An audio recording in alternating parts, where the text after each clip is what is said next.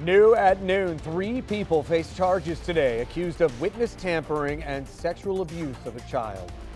Thanks for joining us. I'm Paul Cook. Kcoree Warren was shot and killed in his home in Ferguson in July. Investigators say he refused a bribe to drop charges in a sexual assault case.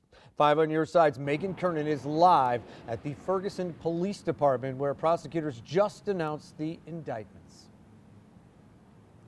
That's right, Paul. This case is disturbing on every level. Prosecutors say Kcoree Warren was murdered because he refused to stay silent, refusing a bribe to drop charges in his daughter's rape case last March. Then just yesterday, 3 men were indicted, all family members, accused of first-degree murder, statutory rape, tampering with physical evidence, and knowingly burning and exploding, among other charges. St. Louis County prosecutors announced indictments against Lavore Harmon, Anthony L. Young, and Anthony D. Young. Investigators say Kcoree Warren was targeted after he refused a $12,000 bribe to drop charges against Lavore Harmon, who's accused of raping Warren's 15-year-old daughter. Court documents say Harmon's sister, LaVonda Harmon, offered the payoff with the help of 2 others. Days later, police say Warren was shot and killed by Andrew Klaus, who was an associate of these 3 men.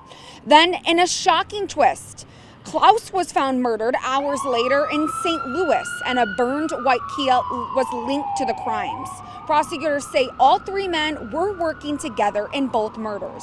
This multi-agency investigation points to a deadly chain of violence tied to the brutal assault. Was a tragic and probably one of the most senseless acts of violence that our region have seen this year. Let me speak directly to the families here. The families of these victims, our hearts are with you.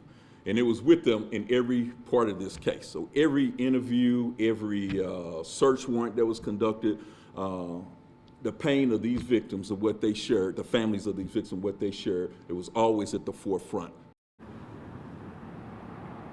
Prosecutors say this investigation stretched across multiple agencies, including the FBI, the United States Attorney's Office, and St. Louis County and City Police, among many others. Now, 2 of the suspects are already in federal custody, and Lavore Harmon, he is still in jail on a $2 million bond. Live in Ferguson, Megan Kernan, 5 on your side.